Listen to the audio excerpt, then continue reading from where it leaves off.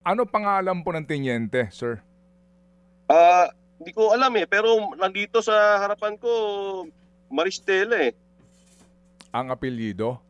Oh, actually, Lieutenant, pakilala natin, Boss Ted. Ano Oo, po ang para makilala pangalan? na siya ng buong mundo. Lieutenant Ram Rojun Pastor Maristela. Opo. Yan, ang hindi dapat tularan na pulis. Saan po? Oo, Hayop siya. opo. Ito po ay tenyente ka ninyo 2021. Yes, sir. Opo. Saan siya graduate? PNPA po, sadly. PNPA. Yes, Boss Ted. Opo, opo. Sige. So, sir, ano ang mga ranggo ng kanyang mga kasama sa operasyon na ito?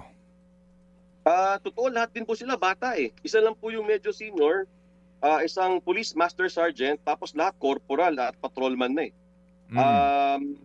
Iniisip ko nga kung saan nanggaling tong ganitong modus wala akong explanation.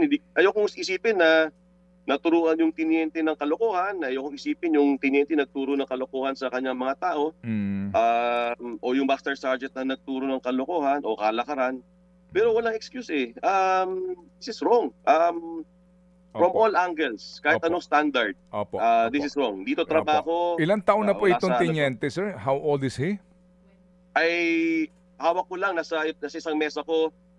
Actually nasa cellphone ko but he's young. Opo. Sabihin na lang natin ang normal graduate nakapasok hanggang 22. Opo, So opo. plus 4, Mm. graduation, Mm. 26. Mhm.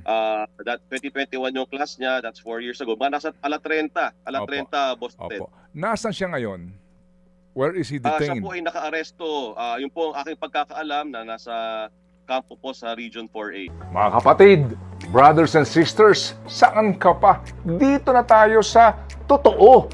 Dito na tayo sa True FM. Mga kapatid, mag-subscribe and follow po kayo sa social media accounts ng True Network PH. Yan po kami, hanapin nyo lang True Network PH, Facebook, Instagram, YouTube, TikTok, and podcast.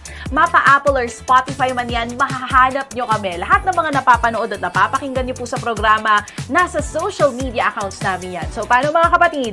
See you sa social media!